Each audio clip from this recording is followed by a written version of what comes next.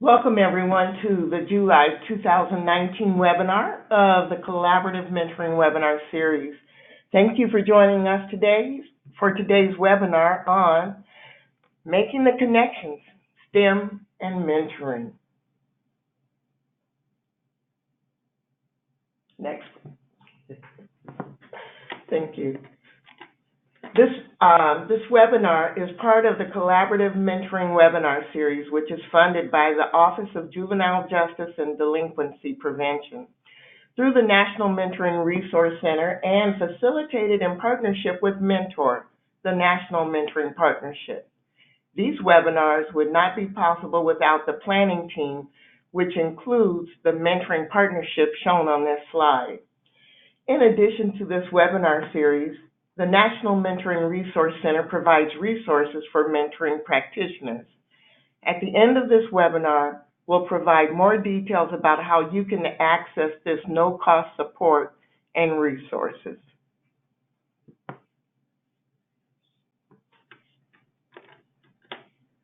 Before we get started, I want to share some housekeeping information. In 1 week, you'll receive an email with information about how to download a copy of these slides and view the webinar recording. You can also access this information directly by going to Mentor's website in the next week. And to continually improve this series, we're looking for your input. A short survey will pop up as you exit the webinar. Please take 3 minutes to give us your feedback.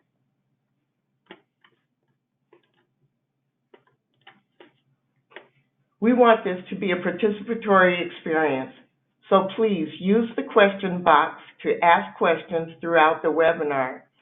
Dusty Ann North from California Mentoring Partnership will be queuing up questions to share with panelists during the Q&A portion of the webinar. We may not get to all of the questions because there are several hundred of you on the webinar, but we will do our best. The questions that we share with our panelists are generally ones that multiple people have asked and have not yet been covered by our panelists.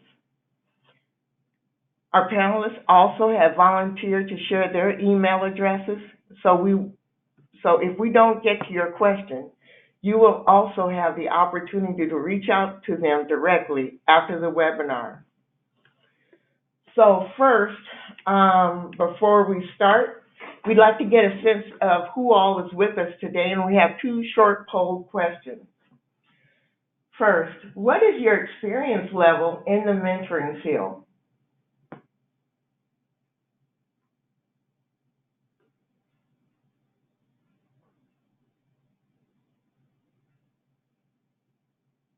Okay, so about 64% are experienced, 8% expert, and close to 30% beginners. That's a good showing.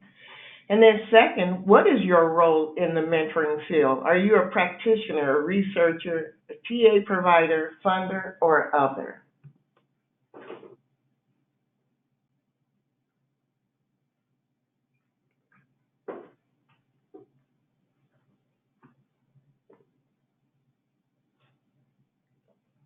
Good. 53% practitioners, that's great. TA providers, others, researchers. Very few researchers, very few funders. It looks like a good array. Thank you for that. Now, participating in this today, please don't forget to mute yourself so that we have the best sound. Your questions can be typed in the box that indicates questions and responding to the polls. Our objective today, to learn how the elements of effective practice in the STEM supplement can help guide you in developing and enhancing your mentoring program. 2, we're going to learn how a biotech company, Genentech, is working to increase interest in STEM through their Futurelab partnership with South San Francisco Unified School District.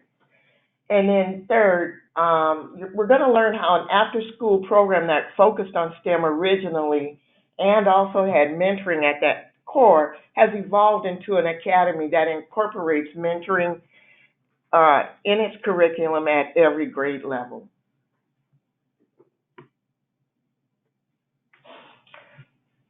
That's me. I'm Pamila Gant.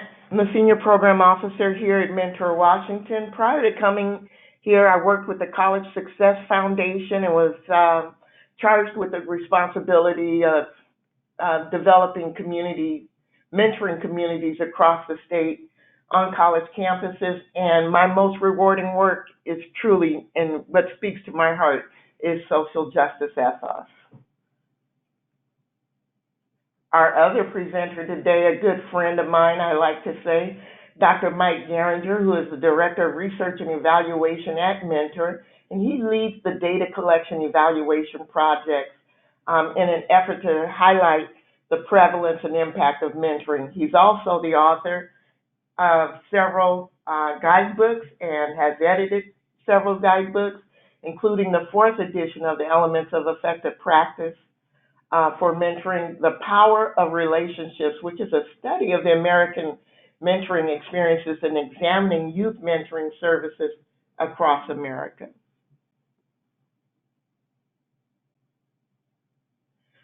Also, our second panelist, Ragnar von Schiber, I hope I didn't slaughter his name, is the Associate Director of Corporate Citizenship and Engagement at Genentech. And he leads the team that's accountable for Futurelab, Genentech's K-12 system education initiative in partnership with the South San Francisco Unified School District. And with that aim to get all the students excited to learn about science and to inspire them to pursue STEM-related careers. And last not least, Heather Lechner, who is the Executive Director of Education at the Technology Access Foundation, commonly referred to as staff, TAF around here, to ensure that students in underserved communities have access to learning experiences in STEM. She has a passion for equity and a belief that all students should have access to quality education. She is a doctorate candidate at Columbia University and holds a master's in education from Columbia and a Master of Arts from Wayne State University. And with that, I say welcome.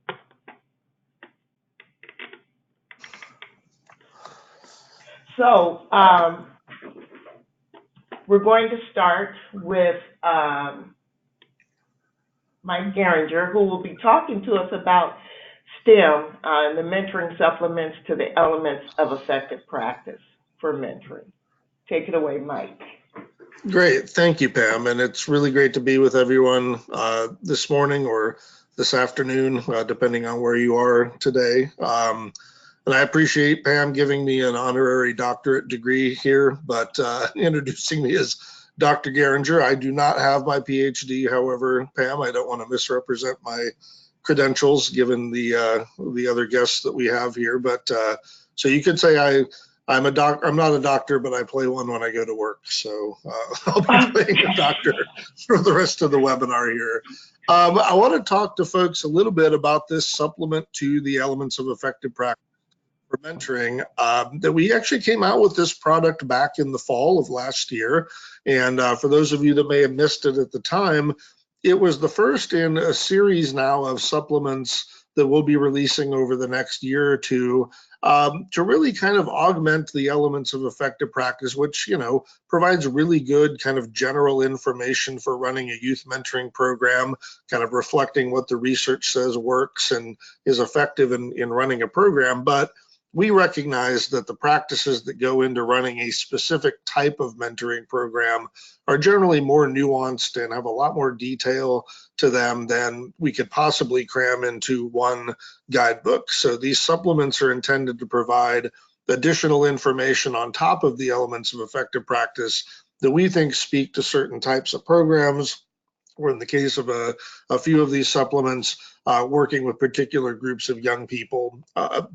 So if you're wondering kind of why the term supplement, that's really what these products are intended to be about. And we got really generous support from Genentech on this one to start off the series.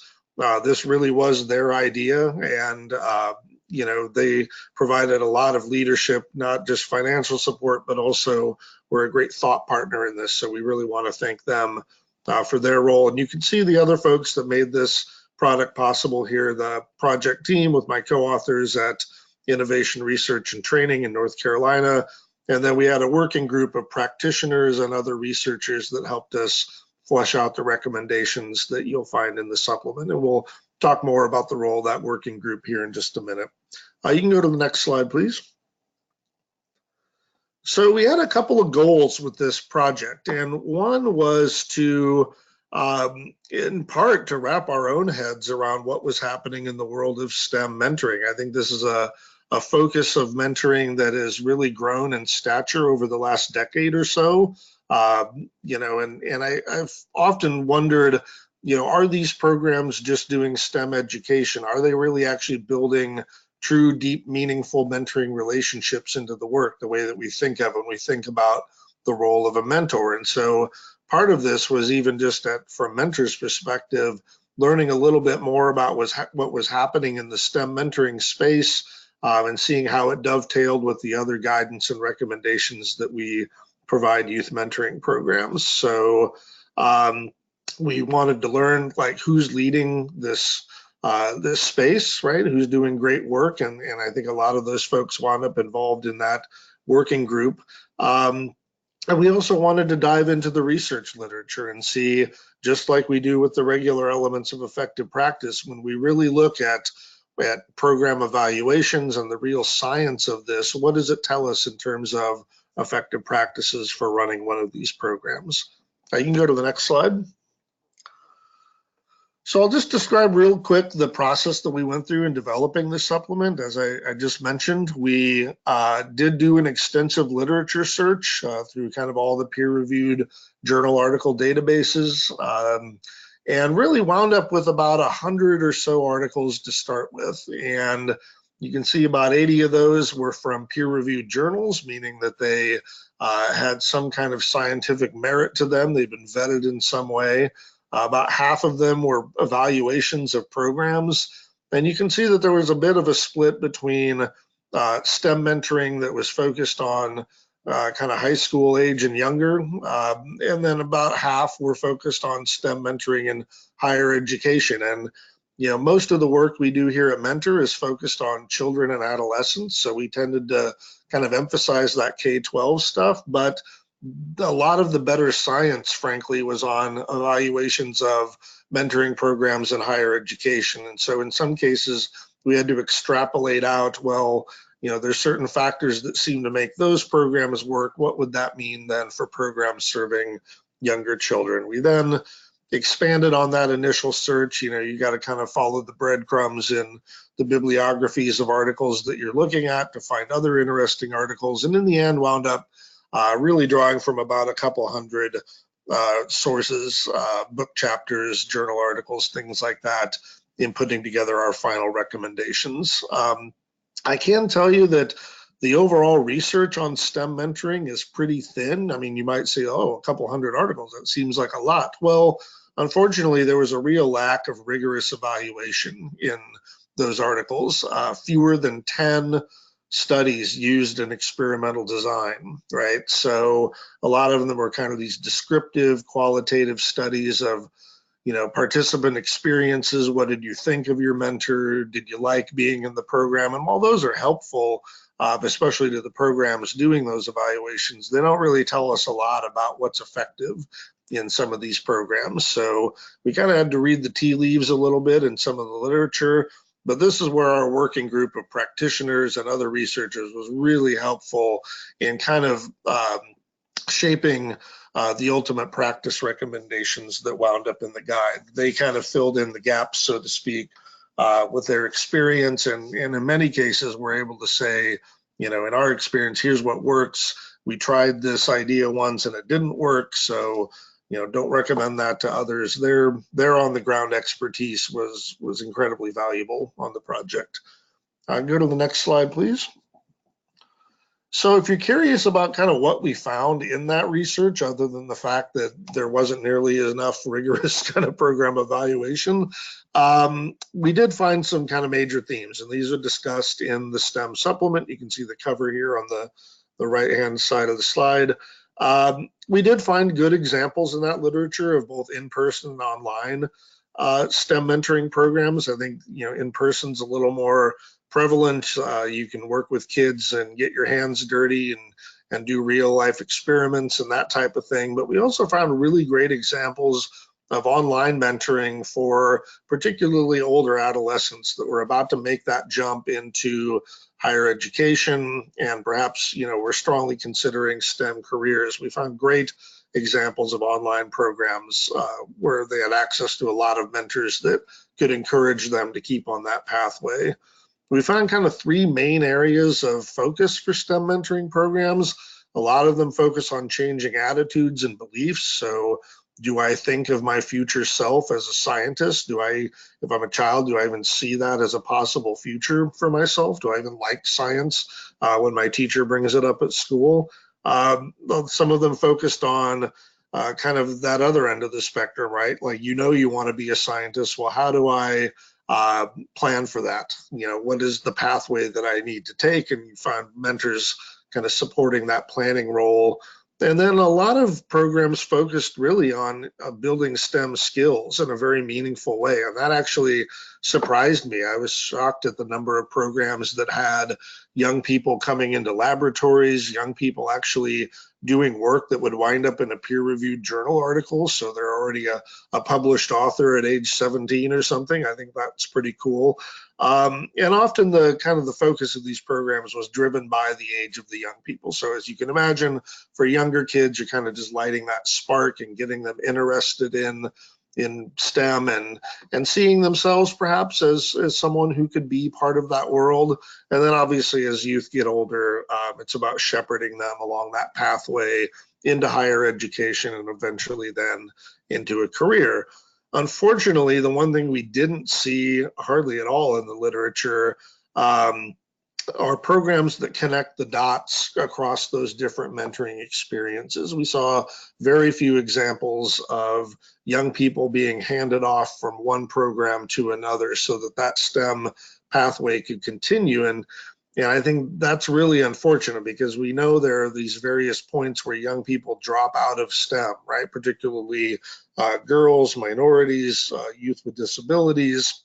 There are these critical points where they tend to exit that STEM pathway, and yet we didn't see very many examples of programs intentionally either nurturing them over time or handing them off to their next mentor on that journey. Fortunately, today we will hear a good example of a series of programs that does do that kind of handoff and hopefully gives youth a longer term STEM mentoring experience, but it unfortunately was a little bit rare in the literature. If folks are curious, there's a nice helpful kind of matrix table in the STEM guide that really breaks down some of these core factors that we saw in STEM mentoring programs sorted by youth age, right? So what do programs serving kind of middle schoolers tend to look like, high school, and then beyond? So that may be helpful to those of you that are very new to STEM mentoring. If you can go to the next slide. I want to just walk folks through real quick before we move on to our other presenters, just walk through some of the recommendations that you'll find in the guide. Now, this isn't the actual language that you'll find in the guide. That's written much more in a program should do X kind of style, the way the elements of effective practice as a whole is written. But I just want to give folks a flavor of kind of what you'll find in terms of recommendations. So we spent a lot of time discussing kind of who makes for a good STEM mentor. We found good examples of programs that were using lay people, especially working with younger children, to kind of light that spark around STEM. It's kind of fun if both the adult and the child are perhaps equally experienced when it comes to conducting an experiment. They can kind of learn together. But for the most part, we saw programs that were really intentionally pairing scientists or STEM professionals with young people with some intentionality. The key to that, though, was finding individuals who really wanted to build a relationship and not just talk about the content of their work and kind of their own career path, but am I interested in actually being a mentor to you, or do I just want to, show you how to use the equipment in the lab, right? And so a real emphasis on people that could build that relationship. We also heard a lot, and this was a challenge that our working group really noted, scheduling STEM activities, right? These are often taking place at a school or at a job site where you got to get people to the location. You have to have supplies. You got to, a lot more scheduling considerations than perhaps community-based one-to-one mentoring program. Those scheduling challenges, I think, can be mitigated somewhat by program design. So we did see examples of programs where there'd be, say, a group of 2 or 3 mentors kind of co-mentoring a group of young people. That makes it a lot easier if one mentor can't make a session. But in general, scheduling, particularly when using employees as mentors from STEM companies, was a lot of logistics need to be figured out. So we have some recommendations around that.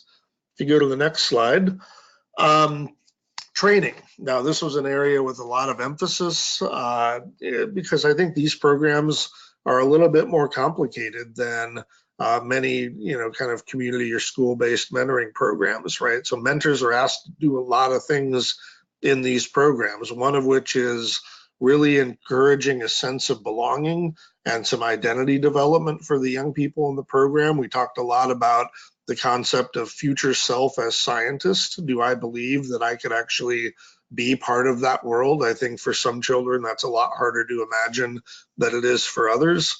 There's also a lot of activities. So there's a lot around training mentors on just here's the activity we're going to do this week in our program, and here's how you do it. Here's how you help the youth kind of figure out how to run the experiment. If it's, the baking soda volcano type of thing, right? It's easy for adults to kind of take over and just want to do it the correct way. But, we talked a lot about how to train mentors to allow young people to make mistakes when doing these types of things. You often learn from those mistakes more than anything. And, the other factor that I'll mention is, especially for girls, youth of color, youth with disabilities, having a mentor who's willing to talk about and comfortable talking about their own experiences and perhaps their own challenges getting into STEM. That was really critical. And I think some mentors just don't want to do that, period, and may not be appropriate for those programs. But for those that do, giving them some practice, helping them role play how to talk about their own ups and downs in ways that don't discourage the young person. So we could move on to matching.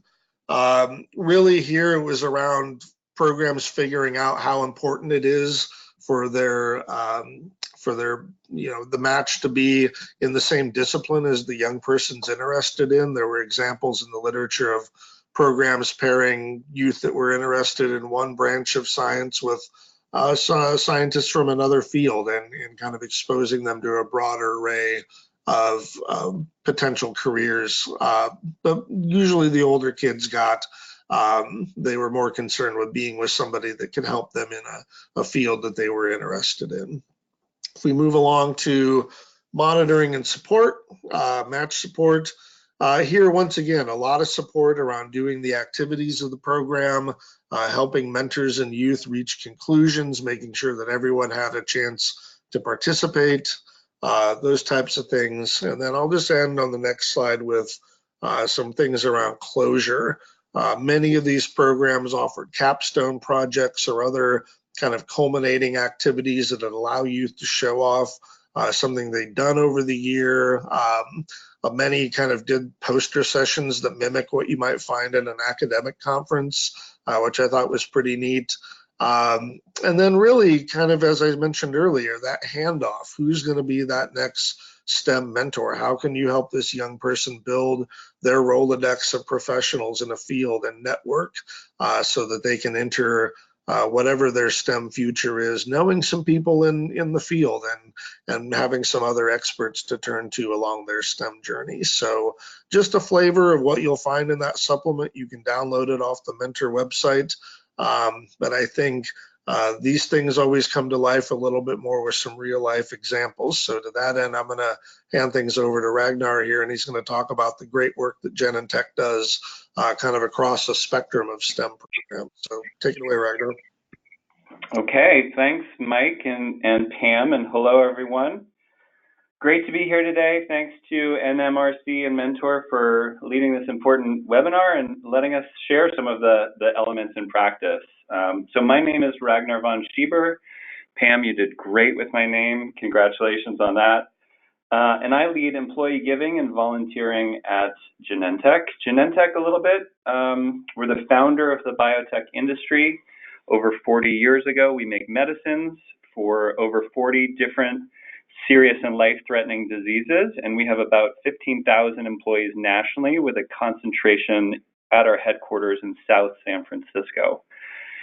And I really love this quote from our CEO, which I think encapsulates the purpose of the program I'm going to share today. And I'm going to read it just really quickly for you, that science can be a test of patience. The process is long. The promise of an idea in a lab might not be fully realized for 20 years. And a grade school student sitting in a classroom today might be the one to do it. So let's go to the next slide. So today I'd like to share more about Futurelab, which is a program that we run in partnership with South San Francisco Unified School District. That's right in our backyard. Our aim is to really bring science to life for all students in the school district. That's K through 12. And it's focused on rigorous, relevant, hands-on learning at every grade level.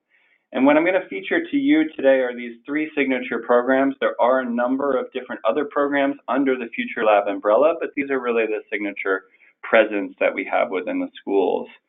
So in elementary school, we have a program called Gene Academy. It is for 3rd through 5th graders. It's an on-site mentoring program where kids are really learning that science is fun. So talking back to what Mike said, fun, blow it up science, right?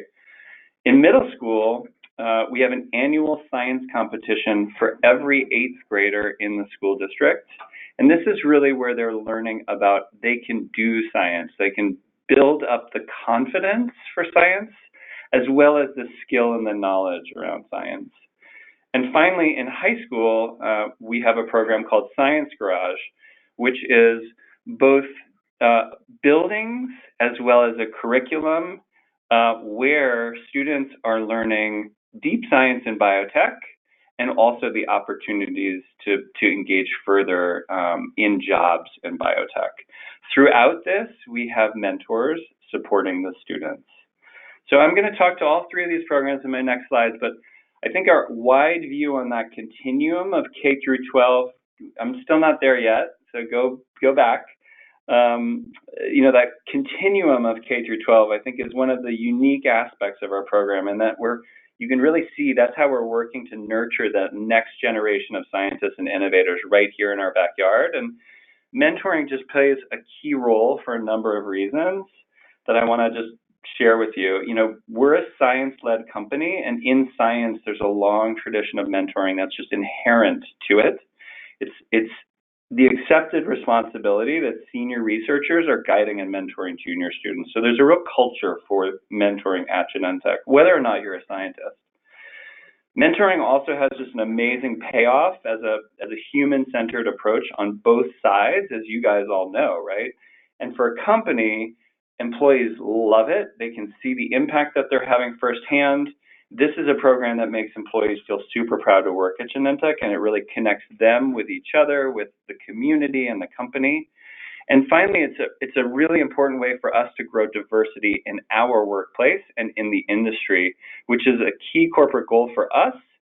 And South San Francisco Unified is 90+% students of color, with almost 40% qualifying for free or reduced lunch, and 30% are English language learners. So there's a really important tie-in there.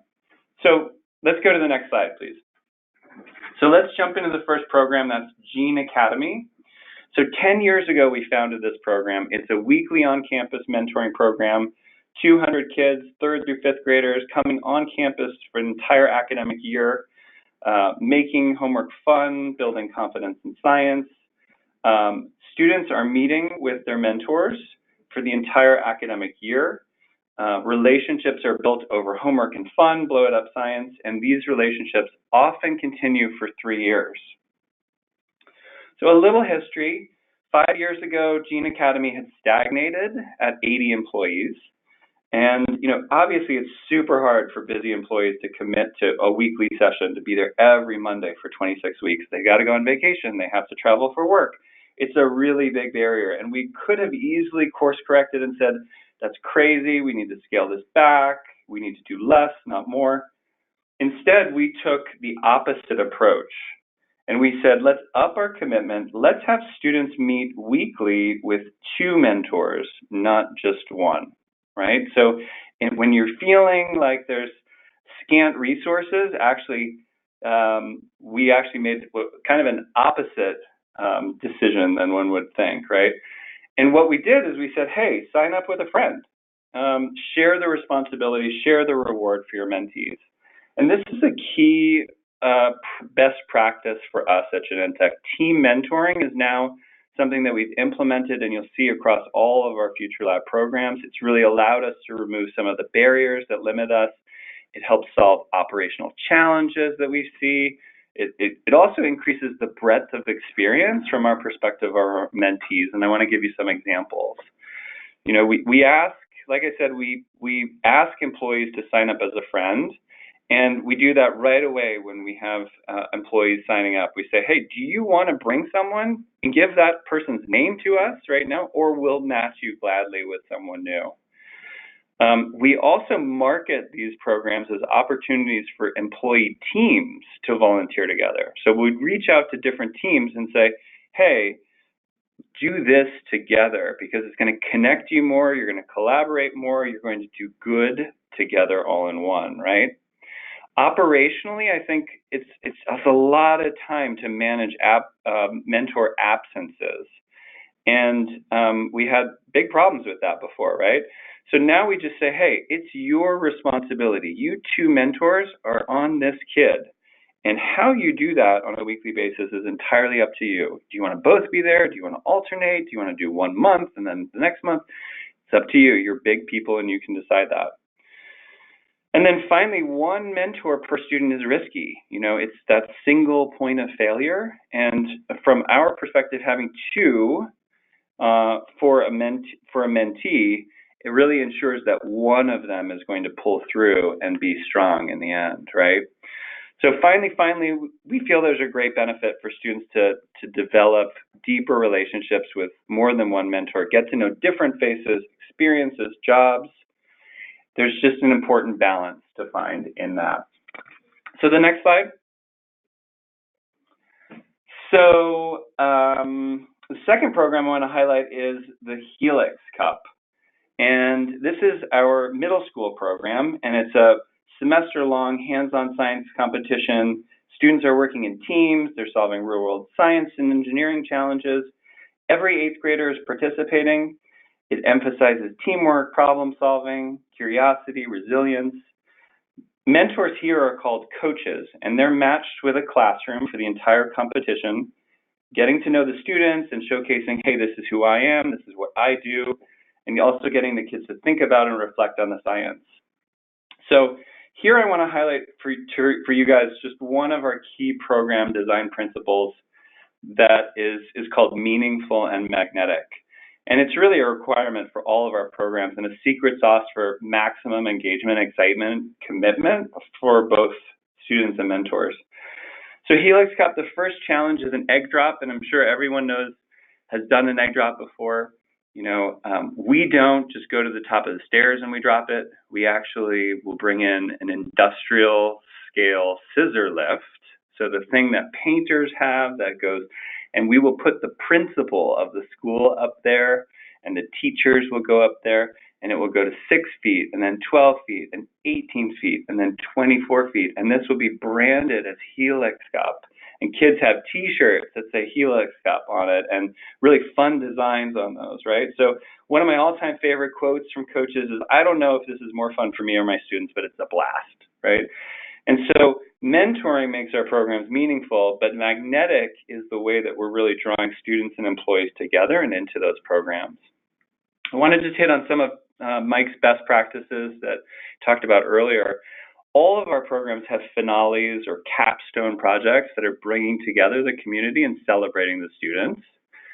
For Helix Cup, all students are participating in 2 classroom challenges. Top teams from each classroom go on to a school-wide challenge, and then top teams from every school come to Genentech for a day-long competition. And this finale has a strong element of theater. Think of Top Chef or American Idol, but students in science are really the stars here. And in the end, balloons are dropping, confetti's flying. It's pretty magical for mentors and mentees and other education community members, including parents of the finalists. So let's go to the next slide. And I only have 2 more. So Science Garage is, like I said, the high school flavor of Futurelab, and it includes buildings and lab spaces and 4 years of biotech curriculum that we've co-designed with the school district.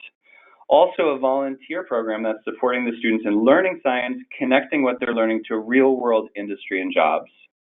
Over 1,000 South City high school students are participating annually, and our mentors in Science Garage are called volunteer TAs. And similar again to our other programs, we utilize a team-based approach where TAs are matched with a biotech classroom for an entire academic year and helping the kids prepare for, reflect on the 100% labs that they're doing in their classroom. So here are the elements that I'd like to hit on around that screening and training of mentors. So as you can tell, our programs look to deepen that student knowledge and engagement around science. And so really our volunteer eligibility kind of needs to reflect that. So in Gene Academy, any Genentech employee can participate, whether it's HR, or finance, or communications, or marketing, blah, blah, blah. With guidance from our nonprofit science facilitators, mentors can be effective guides for students through STEM activities, even though some are, relearning the concepts, right? So in Gene Academy, only about 10% of our mentors have a deep science background. But, of course, working at a company like Genentech, they love science. For Helix Cup, we're looking for employees who are comfortable with the scientific method, inquiry, research, hypothesis, et cetera, and can guide students towards thinking their own thoughts along a process, right? About 75% of our coaches for Helix Cup have some kind of degree in the sciences or do highly processed type of work, engineering, et cetera. In Science Garage, where they're actually doing labs, 100% of our TAs have bench experience or lab experience or research experience. So they're really understanding the what's, the whys, the hows about labs and why they're all important. And to talk a little bit about training, regardless of what role they're in, all mentors attend a volunteer training that's specific to their program. That's kind of a no-brainer, right? But in addition, we also do just-in-time training emails that are preparing Gene Academy and Helix Cup volunteers about those specific science sessions that they're doing. And we also have in-program facilitators helping to answer any questions at the site, right? Also, quarterly, we invite all of our Futurelab volunteers to do trainings we call booster sessions that are designed to develop their general mentoring practice and give them tools that deepen their connection to their students. Some of these booster sessions recently have focused on topics like unconscious bias, growth mindset, effective communication, understanding ACEs, adverse childhood effects, and also how those might affect, behavior and learning that the students have in their relationships with their mentees. And these beyond science trainings we feel is super valuable to helping lift up that volunteer consciousness and help highlight to them that the how is just as important as the what in these STEM programs. So last slide for me.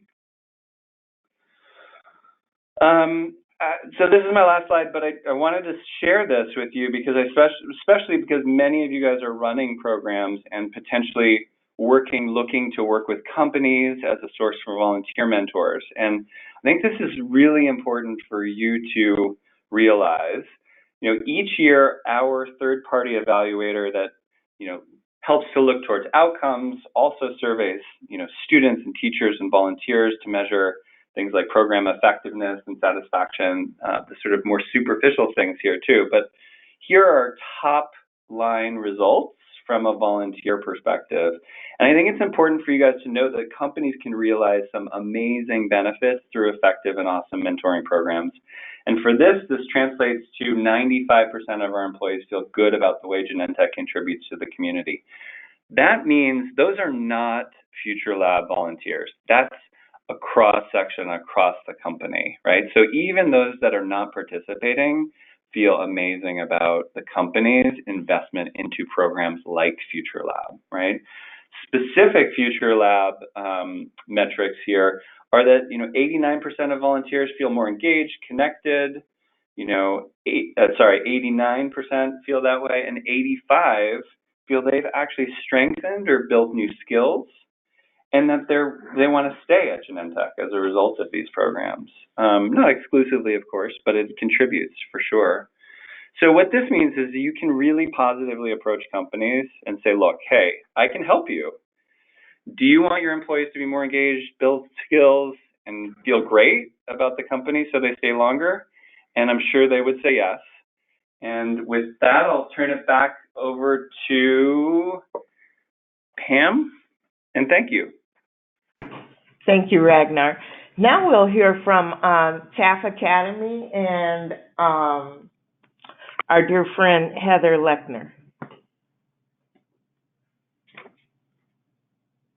Good afternoon, everyone. I'm dialing in from the East Coast, so I am excited to share with you some information about Technology Access Foundation. Our focus is really about preparing students to create the world they envision. And we plan on doing that through kind of what our mission is. And I'm going to talk a little bit about our mission, our opportunity, and then step back to talk about TAF a little bit. So our mission talks about, and that's the next slide, how we aim to equip students of color for success in college and life through the power of interdisciplinary STEM education and supportive relationships. So from the genesis of TAF, there was a focus on creating access for students of color to STEM industry, but recognizing that the point of access were through people. And those people in the beginning started out as volunteers that were nurtured, developed into supportive relationships that ultimately resulted in mentorships.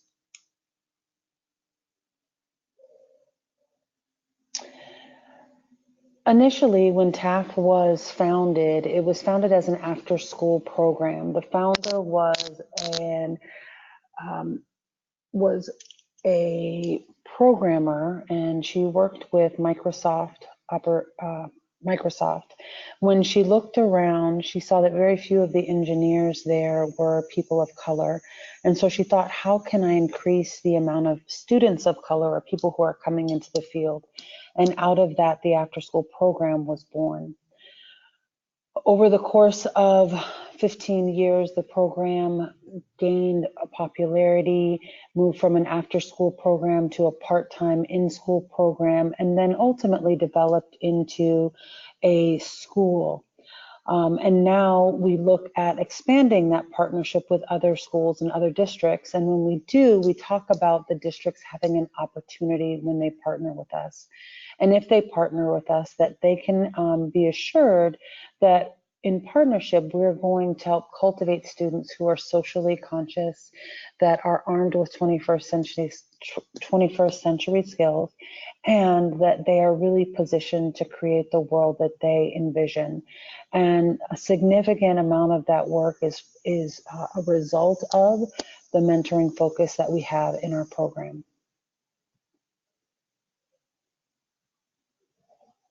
As I said, TAF was started in 1996 as an after-school program, and you can go to the next slide. In 2010, we expanded to be a school, TAF Academy. At that time, we kept the focus on having a population that was predominantly students of color, though we service all students who were enrolled in the school. At that time, there were approximately 205 students. The school was founded on an internship model so that students entered the school in 6th grade, they graduated in 12th grade, and all along the continuum, they had opportunities to interface with people from the industry, the tech industry at that time. Due to the success of the school was asked to merge with a middle school in Federal Way and be the only co-managed school in Washington State, increasing the student enrollment to approximately 700 students, again with a focus on that diverse population. When we increased to 700 students, we were able to maintain our School of Distinction. So we're also the only school in the Pacific Northwest kind of corridor that we occupy that has been a School of Distinction for 7 years in a row. And we contribute a lot of that to the program development of relationships through mentoring and investment in industry. I want to talk a little bit about the model. We've had a relentless focus on serving students of color in low-income environments because we want to ensure that we are fostering safe environments for particularly students of color to learn, to explore, to fail, as we heard earlier, and then to continue to persist after they take risks so that they can grow as learners.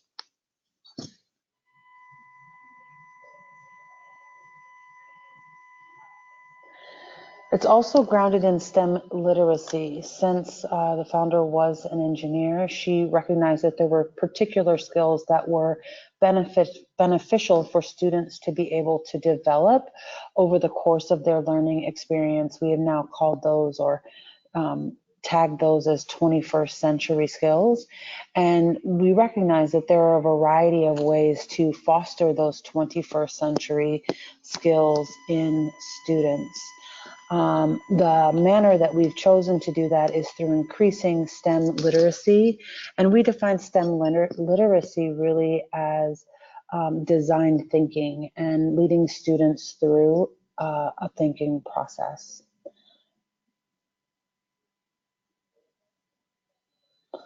Our model is founded in 4 pedagogical pillars. The first one being project-based learning, and I'll speak to that a little bit more next. Interdisciplinary project-based learning, STEM integration, ed tech, and college and career readiness. In each one of those 4 pillars, we look at targeting mentors or volunteers who can help bring those particular pillars to life as the students engage in their learning experiences.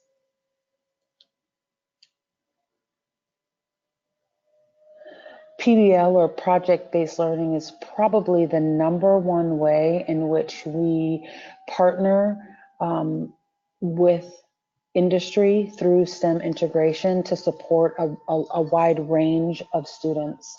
So right now, TAF partners in the elementary setting, K-5, and also in the secondary setting, 6-12 spaces. In each of those spaces, we foster project-based learning, and you can see the components that are there. Students are asked to come up with a challenging problem or question. Once they have identified a problem or a question, then the teacher and our organization go about trying to find people within the community to either be a point of access or mentor them through that learning process. And we find that that is one of the most influential ways to invest students in their learning because it becomes extremely authentic. It also allows students to foster their voice and their choice in terms of what they're learning based on their passion. It is a cyclical process that students go through, and when they enter the critique and revision process, that's also a significant area where our mentors show up because they have been thought partners with the students along the way. Students have generated a solution to the problem or potentially a product, and then they present that to those mentors who've helped them along the way. They get that feedback, and then they revise based on that feedback that their mentor has provided. And then finally, there's a public presentation of their product. Generally, mentors come and observe the presentation of the product that they've worked with the students to generate, and it's opened up wider to the community at large as well, whether that be parents, industry, other students, etc.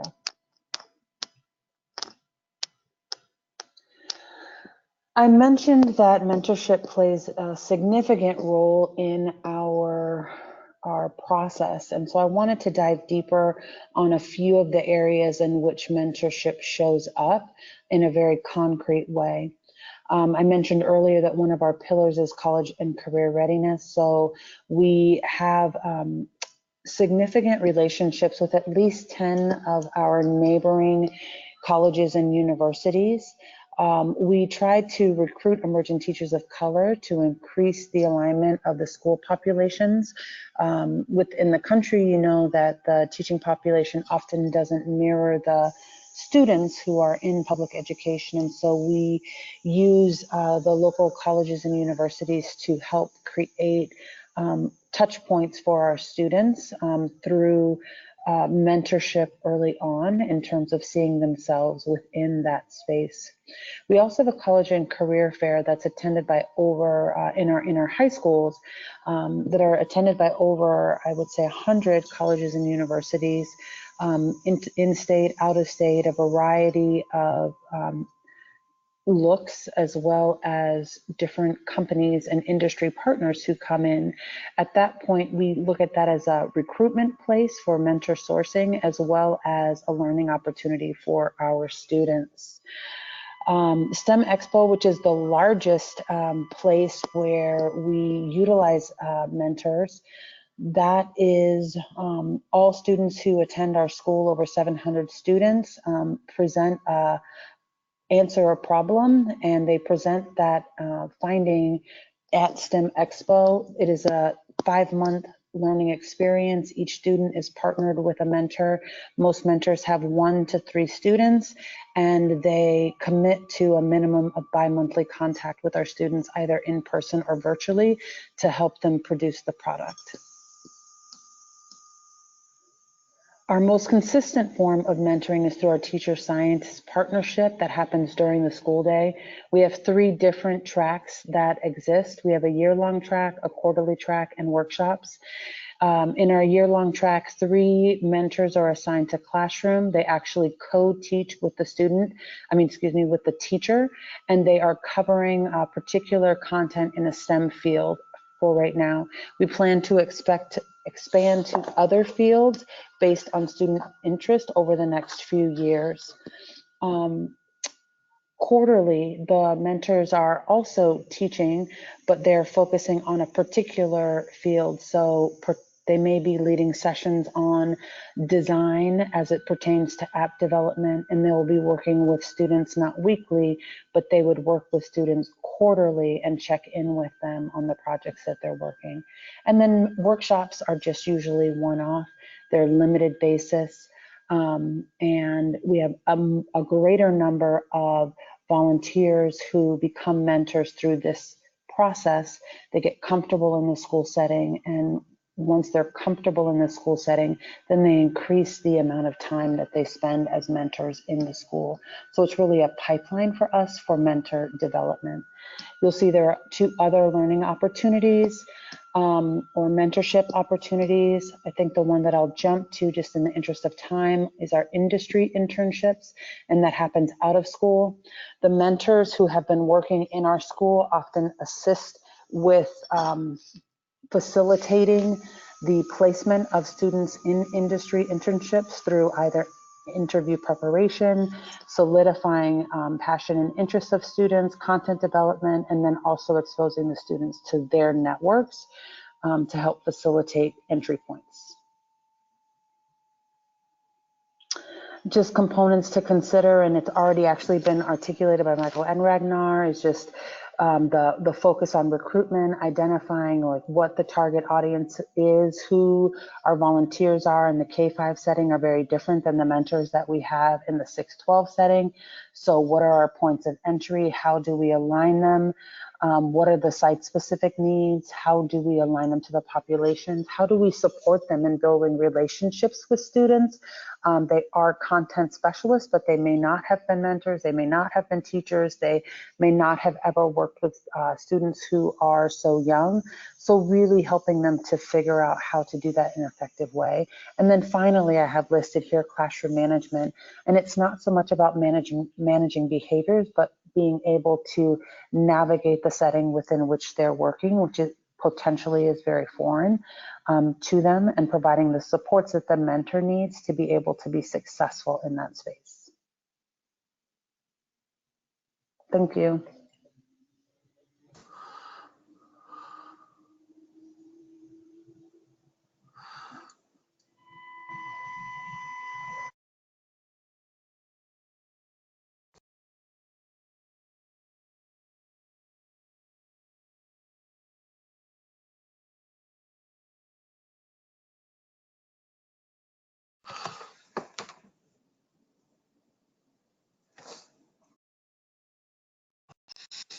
So Dusty Ann, I don't know if we had any questions from our audience here. I would like to follow up real quick on that last point that Heather made, and I had neglected to mention it when we got to training, which is often, mentors were uncomfortable having young people come into the workspace, and needed some training around how to not only, kind of have them be around, the work environment and welcome them in, but recognizing that often these young people have never been in a workspace, like they've never been in a laboratory or whatever the other, setting may be. And so really coaching them up to understand where the young people are coming from, recognize that some behaviors they may be exhibiting are just the result of being unfamiliar with the environment. It doesn't mean they're goofing off or not being respectful. It's just simply an environment that they're not used to being in. So really preparing mentors to kind of be welcoming and accepting, and to really teach those norms and kind of workplace environment soft skills as part of their mentoring role. That's something else we emphasized in the training section as well. Thanks, Mike. This is Dusty Ann. I do have some great questions here. Are we ready to go on to that? Sure. Yes, we are. Okay, so yeah, there's some, thanks everyone for sending some really thoughtful questions. I can tell that people are getting a lot out of what the presenters had to say. I have a few questions here that were either aimed at Mike or maybe could be answered by any of the programs because they were broader questions, not program-specific questions. And then I had a couple of specific questions for Ragnar and a couple for Heather. So I'll start with the broader ones. Mike, could you say a little bit more about the 10 studies that did use experimental design? Folks wanted to know a little bit more about what their purpose was, what they were interested in looking at. Yeah, I mean, I'd have to go back and look exactly at what they were. I'm trying to remember off the top of my head from 6 months ago what they were, but I think several of them actually were something that I mentioned at another point there, which was these programs run out of Germany actually for and we actually found many examples of this in the literature. They were programs for talented and gifted youth. Now, most of what we found in this literature were programs trying to broaden who winds up in STEM careers, right? I mean, women, minorities, youth with disabilities, all are underrepresented in STEM fields by a pretty significant margin. So a lot of this work was really focused around trying to address that. One of the examples that we saw were a series of programs in Germany that were online mentoring for girls, often girls that had very high STEM aptitudes and were planning on becoming scientists. where they would get hooked up with either a broad community and kind of a bulletin board style mentoring program where they would have exposure to lots and lots of female STEM professionals, so they get a wide variety of perspectives and advice and kind of build up a Rolodex of people that they know in a particular field. But there are also examples in there of kind of one-to-one or kind of two-to-two online mentoring models. And several of those had undergone an experimental design in terms of random assignment and all that. What I didn't see very much of and was kind of, random control designs or other experimental designs of the types of programming that we heard described today by our other two panelists. I saw an awful lot of what I would call kind of light evaluation and, a lot of descriptive stuff, a lot of qualitative stuff. And once again, that can be incredibly valuable if the goal of your evaluation is to learn more about the participant experience and kind of fill in the gaps of what you're providing. But very little that tracked serious outcomes compared to some kind of comparison or control group. Very little that was following young people into higher ed to say, okay, we did this great STEM mentoring program for you in high school. Did you actually enroll as a STEM major? And then 4 years later, did you graduate with a degree in biology or whatever? We saw very few examples of that kind of longer term tracking of students through the higher ed system, unfortunately. So I'd have to go back and see what those other, what the full makeup of those examples were, but they were few and far between, unfortunately. Great, thank you. A couple of other broader questions that Mike could take, or the other presenters might also have insight on. Somebody was asking, do we have any analysis of cost per match for a good STEM program? Like, how can programs sort of effectively budget for a quality STEM mentor program? So Mike, I don't know if that's anywhere in the research, or Ragnar, Heather, do you have any thoughts about cost per match?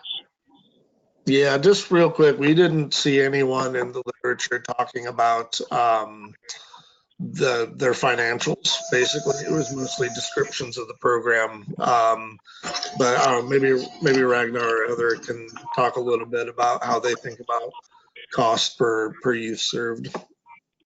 Yeah, great. Heather or Ragnar, do either of you have something to add? Yeah.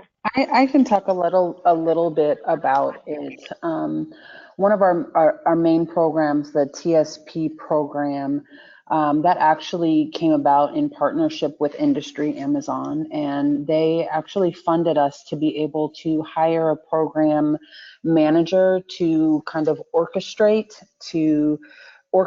the program. And what I mean by that is to meet with different industries to, one, talk about the opportunity of the mentorship, kind of the requirements of the mentorship, and then train. So that person is really there to, I guess you can say, source opportunities for our students with humans, I guess, to say most concisely. And so that, I think, would have a regional cost depending on where you are, like what the landscape is for the community that you're in. So for us, the cost of that is the person in order to oversee and foster and do the development of our mentors. We found that we actually needed very little resources outside of personnel. We did budget, I would say, somewhere between $30,000 and $50,000, just because we weren't sure about the requirements in terms of, since ours are aligned to content areas, how much we would need for programs or for materials to ensure that the students had the tools that they needed to pursue if we were doing in school opposed to lab-based, because we do have some off-site partnerships as well. But we actually didn't need to use a lot of that identified funding for materials, and just the program management component more. And from Genentech side, so I highlighted 3 of our signature programs. We have 8 programs really that are working here, including in-kind donations and tech donations and field trips and all sorts of stuff. It's really an investment that we've made over the last 5 years of $26 million, but that includes a giant building that we have built and donated to the school district. Costs are high initially to start and then decrease with time. Each of those programs is really kind of different in terms of the cost for us. But we are also looking very much as this is an employee focused program too, and so we're doing good in the community and internally within our employee base. So it's costs that are well worth it, given, like I said, the payouts that we have in terms of employee satisfaction and connection and all of that. Right. Great. Okay. I also would say the scope of our work is significantly less. We partner with 6 schools right now, opposed to an entire district. So the management is probably less required. Great. Okay.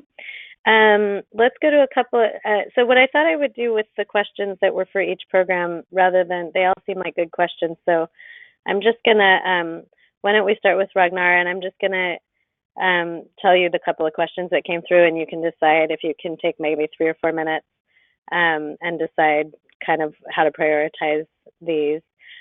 So one question was for the Science Garage program, how did you retain students for all 4 years, and or what was the drop-off rate like?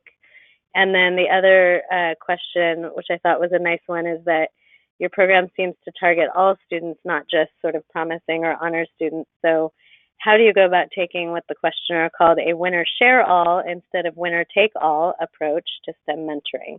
So do you want to speak to either or both of those questions for a few minutes? Sure. So over 1,000 students are in the pathway any given year. We do have, so that pathway, at the end of the 4th year, last year we had 3 students, right? So it is a pyramid, clearly, right? There are 3 students, but they are doing independent research that is really happening only on a college level, and they're doing that in high school. You know, we're working with some of the ways that we have really increased the participation on the student side is biotech is really hands-on. It's really lab-based. Students are doing rather than sitting and being lectured at, right? So it is really kind of, it is a program, it is a class that students are, again, recommending to their peers. One of the challenges that we've had is that the school district has been a 6-period school, and there are very few electives, and this is an elective class. So next year they're moving to a 7 periods, and we expect that there's going to be an increase in the number of students who are taking the biotech curriculum classes as well as other advanced science classes, which is also one of our goals that we're looking to achieve. The second question is a great question. I mean, yes, we are intentionally looking at for all students, right? And we really see that a lot of, you know, the first year that we ran the Helix Cup, you know, some teachers were like, wait, what? It's wrong. The kids that are going to the finale are not the smart kids. And then we all, you know, then they all caught themselves and were like, yeah, these are the kids that are trying, that are failing, that are iterating, that are doing things differently. It's not necessarily a book smart type of kid. So it is appealing to a different kind of kid who traditionally might not have done really well academically, right? You know, I love that question about how do you sort of share and not the winner takes all. You know, one concrete example of how we're doing that is this year with NGSS alignment, we're really thinking about that Helix Cup and how does it become longer challenges. So challenges will move from being 2 weeks in school to being 4 weeks in school. Students are going to be researching in teams and then sharing out their research around specific scientific concepts. As teams advance, to the next stage, their class is still going to be helping them to prototype and research, right? And so the winning teams are the whole classroom are going to be sharing in that win, not just the 4 kids who have actually won that competition, right? And again, the starting platform was all students, every 8th grader in the whole district to start with. Thank you, Ragnar. I think we just have time for Heather to do a little bit more. Somebody stop me if I'm wrong about that. I'm going to plow ahead here. So Heather, a couple of the questions that came in about your program are, one wanted to know if the majority of students in your school are white, and if so, what SES is their background, and is there a lot of mixing among the different ethnicities in your school? Someone also asked for a little bit more information on the slide that had the pillar on it, and someone else wanted to know why the big increase in IEPs. Why do you think there was such a big increase in IEPs? So is there anything you want to say on any or all of those questions? So the first one I'll say is that the majority of our students are students of color, actually, and it is a choice school, so they just get to choose in. And we used to be a choice school, now we're a choice neighborhood school, so we pull from the neighborhood in which we are in that has a high SES. As for, I guess, your last question that wanted a little bit more information, can you say that again really quickly? I heard about the pillars. Sure. And then why such an increase in IEPs? Our program is really, project-based learning is very conducive to all different types of learning styles. And so when we merged with the larger middle school and increased to 700 students, we just enveloped the school as it currently existed. And so they had a larger number of students with special needs. And then we were able to incorporate them in our learning model. And so the parents chose to stay in that school setting. And so that is the result of that's the result of the increased numbers, because the model is conducive. Also, we weren't exclusionary in our experiences for students with special needs. So when we do interview practices, or when we work with industry, or we pair people with mentors, we also do that with students who have special needs. Great. Thanks, everyone. Yeah, I think that covered a lot of our questions. There was also some folks just asking if Genentech or Heather's program are able to share any materials or curriculum in the future for programs who want to start STEM programming, and how you're measuring student interest and things like that. So if presenters can share any of that info in the future, it would be appreciated by the audience. Thanks, everyone. Hey, thank you, Dusty-Ann, for moderating the questions, and to everyone in the audience who shared their questions with us. As we close out today's webinar, I want to briefly share some of other resources that may be applicable from the Mentor Network. You can download and view the complete report of the STEM Supplement to Elements of Effective Practice for Mentoring, as well as the checklist of the recommendations discussed here today on the Mentor website here. Also, additionally, Mentor scales impact by developing and supporting a national network of affiliates. These affiliates provide the leadership and infrastructure necessary to support the expansion of quality mentoring relationships in local communities or statewide. Mentor affiliates also serve as unique roles as a clearinghouse for training, resources, public awareness, and advocacy. We encourage you to find out whether you have an affiliate in your region and connect with them to learn more about local resources and training opportunities. We also encourage you to register your program with the Mentoring Connector, a national database of mentoring programs. This zip code searchable database allows mentors and mentees from across the country to find your program. Finally, check out the OJJDP National Mentoring Resource Center website for no-cost mentoring resources to help you apply evidence-based mentoring practices to your program. The OJJDP NMRC provides evidence reviews on mentoring models and mentoring for special populations, implementation resources, from training manuals to mentor guides, reviewed by the NMRC Research Board, a blog featuring innovations and best practices from mentoring practitioners, and the opportunity to request no-cost training or technical assistance.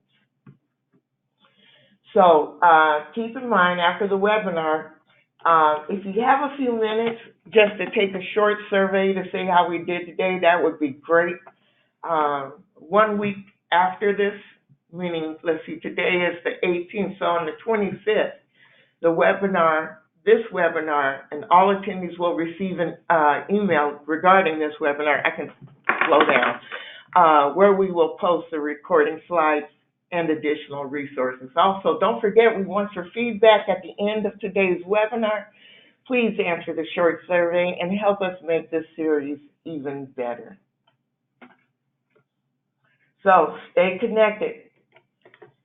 Be sure to visit the Collaborative Mentoring Webinar Series page on the Mentor website for an archive of all past webinars and information about upcoming webinars.